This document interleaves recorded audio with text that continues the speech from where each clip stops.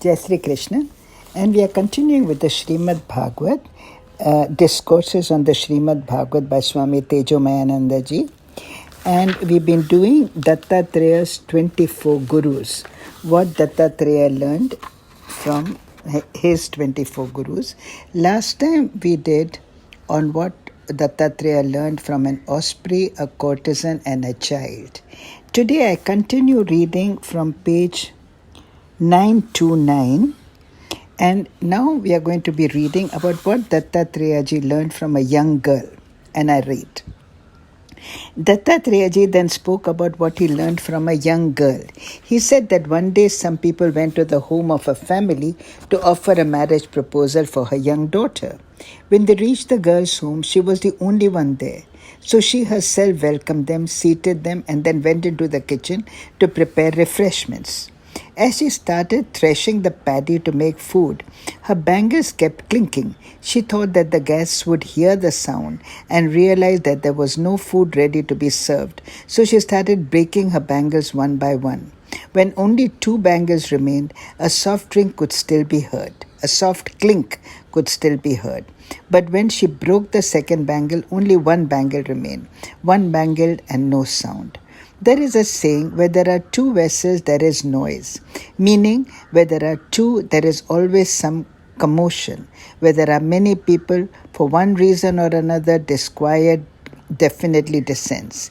Even if there are only 2 people, a slight disagreement or even a slight change in tone is enough to create some discord. There are auto rickshaws in Mumbai that feature a sticker that says, "Peace in oneness, revolution in duality." In duality or in plurality, there can never be peace. Dattatreya ji said, "From the young girl I learned that one should always live alone and with the vision of oneness, because only in oneness is there peace." And I think we have all heard about that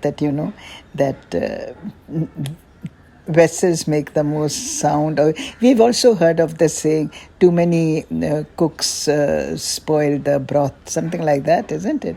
Too many cooks spoil a recipe or whatever. So yeah, he's talking about oneness because there will be no conflict with the oneness. But the Shakun speaking is, when you are alone, then sometimes your mind really troubles you. But that's a story for another time. But here we learned about what Dattatreya ji said about what he learned from a young girl. Okay, now what did he learn from an arrow maker? And I read.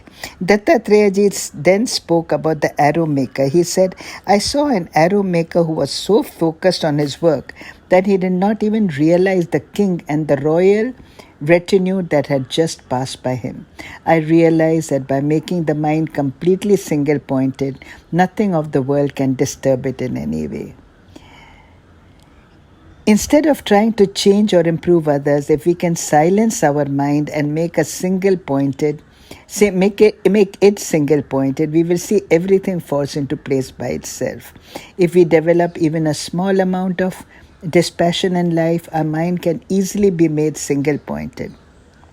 By making the mind steady through dispassion and practice, the mind becomes peaceful.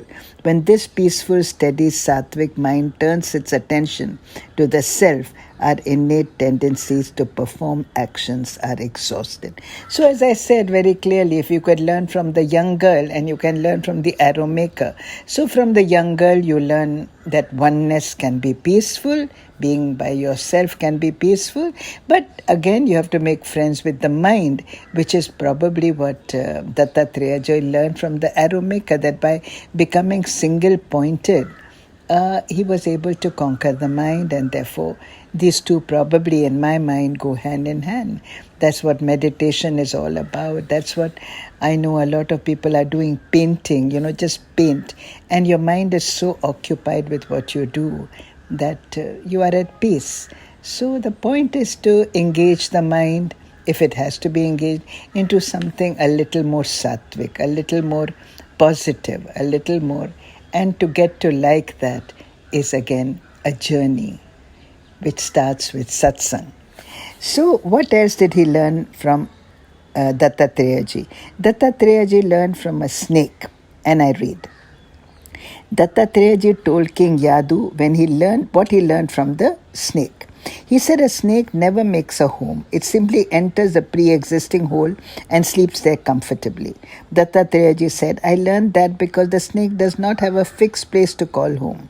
It sometimes stays in one hole and sometimes in another. So too a sadhu should also not be attached to any specific home. He should stop where he has some task to complete and leave as soon as it is done. I have understood that instead of making one's own home, it is better to live in an existing one. Clearly, if we all start thinking like this, we will be living under a tree, waiting for someone else to make a home for us. What is meant here is that a sadhu or sannyasi should not get into the mire of establishing many homes or businesses. Whatever covers his minimal need is enough. For householders, making a home is the biggest responsibility. While householders must have their own home, they should not become attached to it. This is the main point. If they have them to move from one home to one at any time, they should be ready to walk out without any hesitation. That is why when we get a new home, the Lord should first be welcomed and placed with the attitude that this is His home and we are here to serve Him. It should be an attitude devoid of myness, that it is mine, and I have made this house. Just as the snake stays in one hole for some days and then moves on to another, we too should be ready and willing to move from our home when needed without any attachments. It is said one of the traits of the devotee is to be aniketaha, or one who has no home of his own. Adi Shankaracharya has said about the spiritual seeker. The devotee stays wherever he finds place. Thus, householders should make their home without becoming attached to it, so that if ever the time comes to leave, they are able to leave without any regret. And I think today we learned about what Dattatreya ji learned from a young girl, from an arrow maker, and from a snake. I think we get to learn a lot from what Dattatreya ji learned, and it's a lot to think about. And I have stopped on page 932. So until next time, you take care and God bless. But I will be sharing a bhajan as is customary after the Srimad Bhagavad. And the bhajan for today is Ram Kehne Ka Maza Jiski Zuba Par Aa Gaya, Dhanya Jeevan Ho Gaya, Charon Padarat Pa Gaya. And it's the beautiful words, beautiful feel that whoever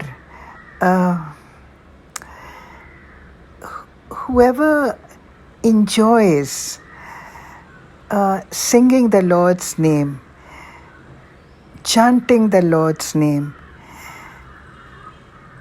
Ram Kehne, and whoever enjoys Ram Kehne Ka Maza Jiski Zuban Par Aa Gaya, whoever enjoys it, Dhanya Jeevan Ho Gaya. That means their life is fulfilled.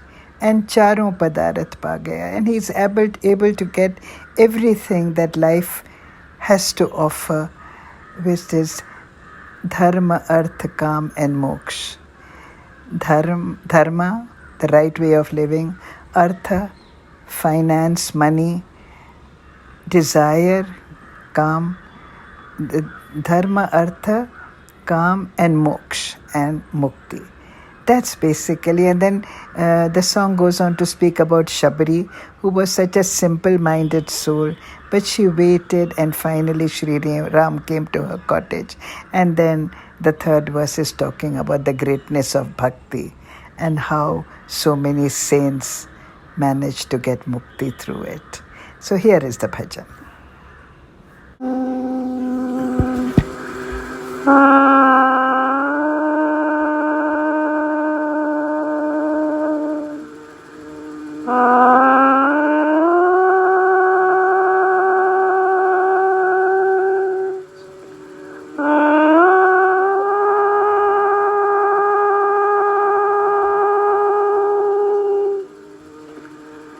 Ram कहने का मजा जिसकी जुबान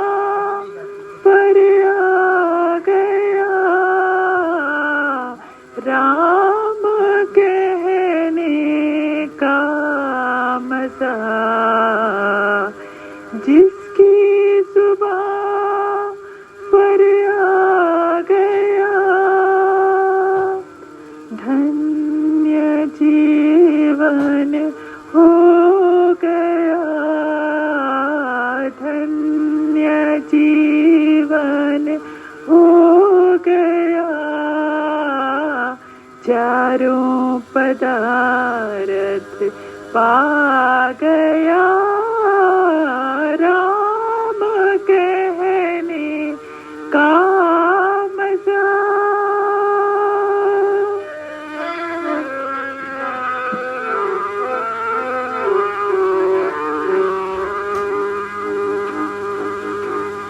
शबरी थी कोम की भीलनी,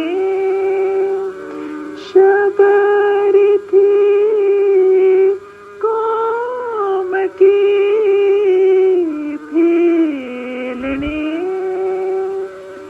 प्रेम से सुमिरन किया, प्रेम से सुमिरन किया।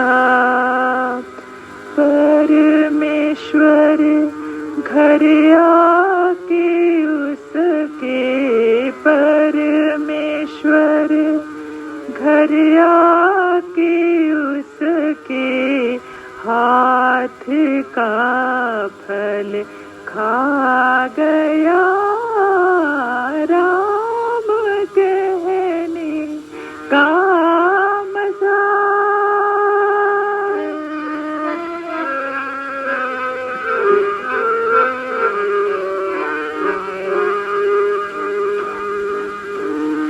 भक्ति निर्मल छा रही देख कर,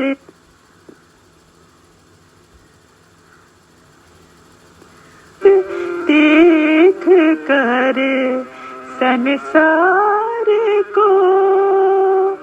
भक्ति निर्मल छा रही देख कर संसार को। अब हरि गोविंद तुलसी, अब हरि गोविंद तुलसी प्रेम रस बरसा गया राम कहने का मजा। जिसकी जुबां पर आ गया धन्य जीवन हो गया, धन्य जीवन हो गया। चारों पदार्थ पा